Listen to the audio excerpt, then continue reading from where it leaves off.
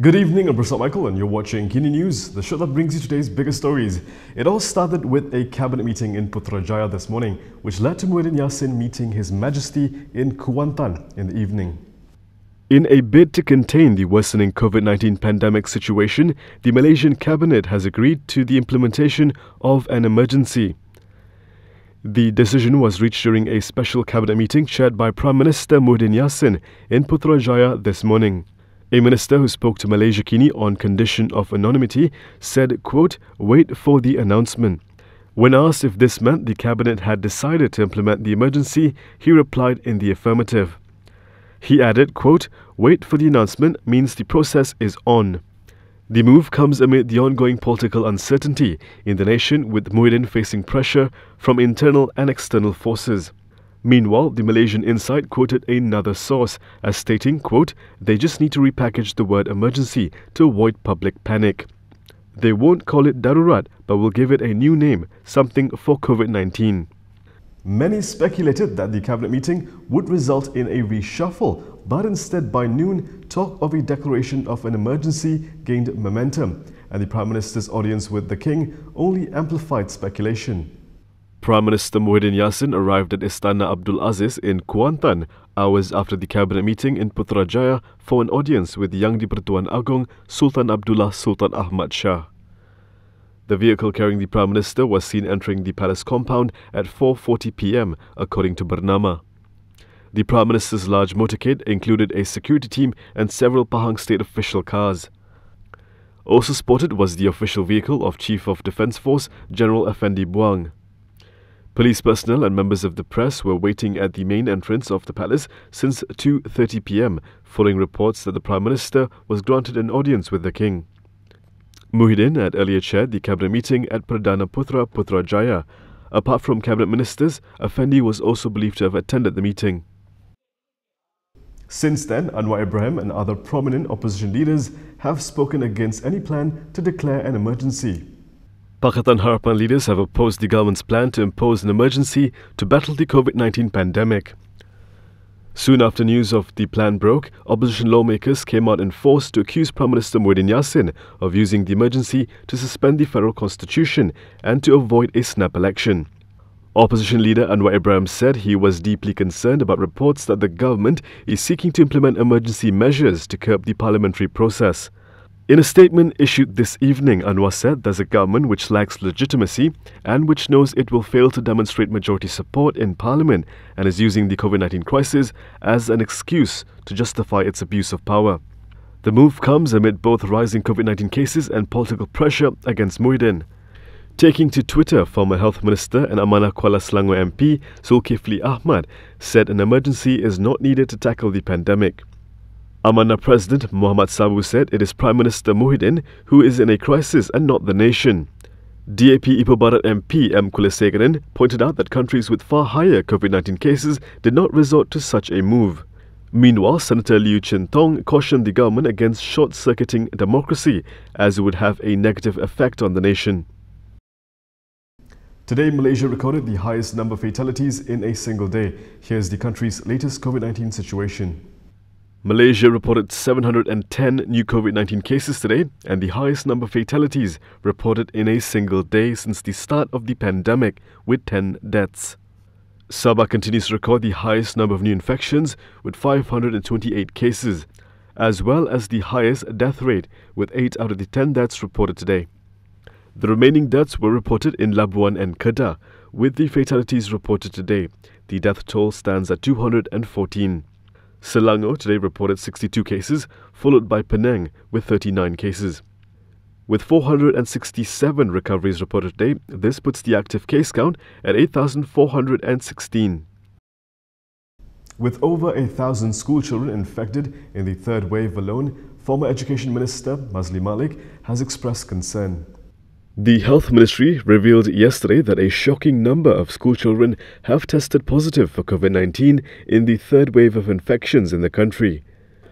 Responding to the announcement today, former Education Minister Mazli Malik said, reading that over 1,000 school children have tested positive filled his heart with worry and sadness.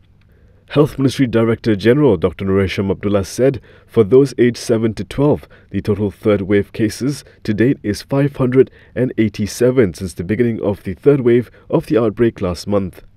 Tapi permulaan gelombang ketiga iaitu 20 September sehingga 21 Oktober 2020, kumpulan umur 7 hingga 12 tahun ialah 587 kes.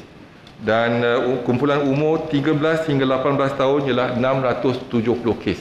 Inilah mereka yang terlibat yang dalam yang melibatkan pelajar juga. Masli did not recommend any specific remedies for the situation but urged parents and teachers to do what is best. He said parents should discuss with schools through the parent-teacher associations to make the best decision while ensuring their children always follow the SOPs put in place. Meanwhile, he added that the National Union of Teaching Profession needs to represent teachers to ensure their health is always prioritized no matter what the decision is. Besides the spike in cases among students, the Health Ministry said 12 schools were temporarily closed in the third wave due to infections as part of clusters. According to a Malaysia Kini tally, so far 74 schools, preschools and learning centres have reported COVID-19 cases. While a cabinet reshuffle did not take place, there was a reshuffle in BN. Barisan Nasional has just appointed a new Treasurer General in a minor reshuffling exercise in the coalition announced by its chief Ahmad Zaid Hamidi. Foreign Affairs Minister Hishamuddin Hussein will be replacing Putrajaya MP Tengku Adnan Tengku Manso as the new Treasurer General. Zaid said the reshuffle was aimed at strengthening BN's organisational structure and was carried out after discussions with other component party leaders. In his announcement, Zaid also said BN records their highest appreciation and gratitude to Tengku Adnan for his contributions as BN Treasurer General. The minor reshuffle within BN was announced amid rumours of a larger cabinet reshuffle as well as UMNO's move to strengthen its Muafakat National Pact. Meanwhile, in Putrajaya this morning, Prime Minister Muhyiddin Yassin chaired a special meeting with his cabinet at Perdana Putra. Is DAP and PKR on the same page when it comes to working with UMNO? PKR's latest statement appears to have ruffled some DAP feathers. DAP appears to be unhappy with PKR Secretary General Saifuddin Nasution's remarks that PKR respect UMNO's reaffirmation of supporting Perikatan Nasional. Saifuddin also said his party will continue its efforts to restore the people's mandate, a term the party uses to refer to efforts to mount a counter-coup against Prime Minister Muhyiddin Yassin's administration. According to DAP Secretary General Lem Guaneng, the remark, which he described as unexpected, gave the impression that PKR is willing to work with UMNO. He said DAP had made it clear to PKR President Anwar Ibrahim that cooperation with UMNO is not on the table. In an exclusive interview with Malaysia Kini's Susan Loon in Penang, Lim said DAP fought with UMNO and during the Sabah election in Kota Kinabalu said the party will not work with UMNO under its leaders Ahmad Zaid Hamidi and Najib Abdul Razak. Lim added that DAP fought against them in the general election. They united because they wanted to remove a kleptocratic UMNO-led PN government. Zaid's remark came a week after he chaired UMNO's political bureau, which resolved to consider withdrawing support for PN and to discuss new terms for further cooperation with the government. The announcement was made after Anwar's audience with young di-Pertuan Agong, where he claimed to have submitted documentation to prove that he has the majority support of lawmakers to form the new government. Meanwhile, Lim said when Anwar made the September 23rd announcement that he had the numbers to topple Muhyiddin's government, DAP was made to understand that it would include some political parties and individual MPs, but not UMNO. On Anwar not consulting his Harapan allies DAP and Amanah on this political move, Lim said the parties were told there is a need to keep the matter under wraps as it was sensitive. However, Lim admitted that Anwar was asked if it was appropriate of him to make a premature announcement regarding the coup. Coming up next, Goldman Sachs will be forking out billions to settle a case over its involvement in 1MDB.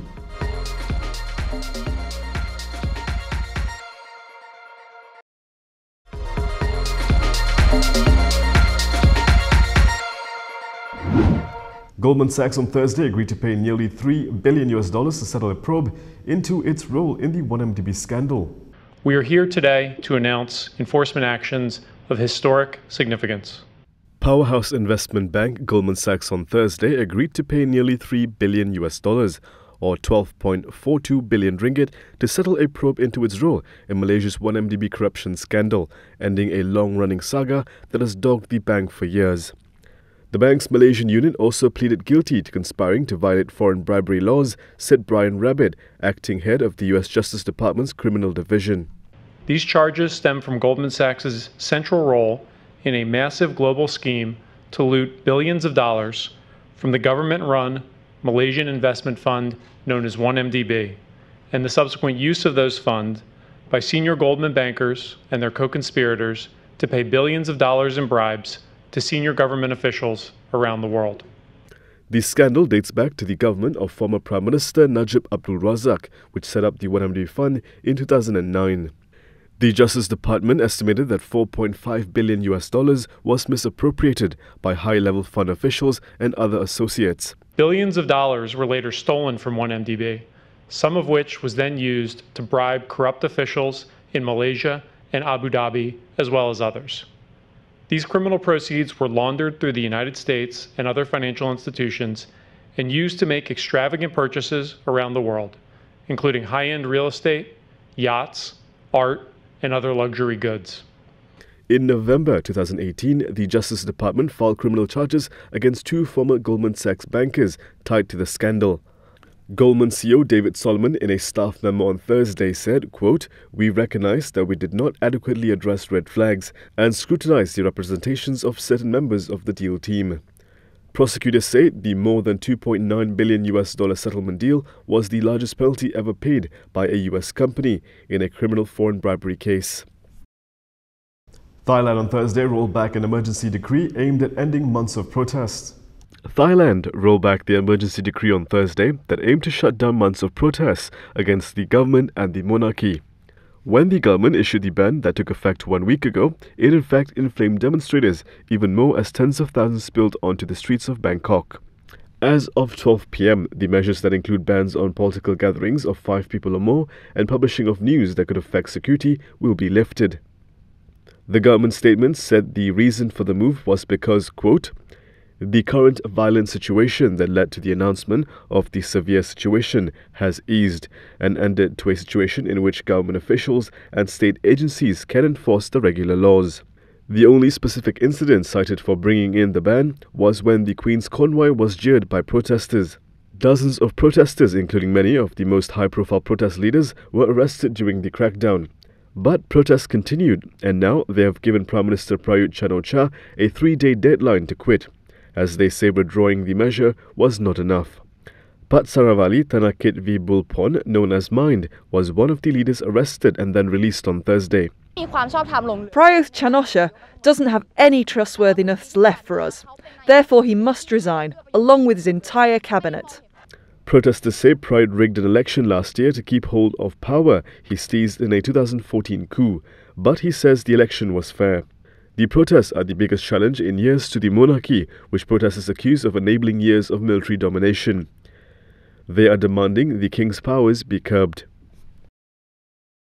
And that is all from me today. For more stories, you can go to KiniTV.com. You can also follow us on Instagram, Twitter, YouTube and Facebook for the latest news updates. I'll be back with more next week, same time, same place. I'm Prasad Michael. Thank you for watching.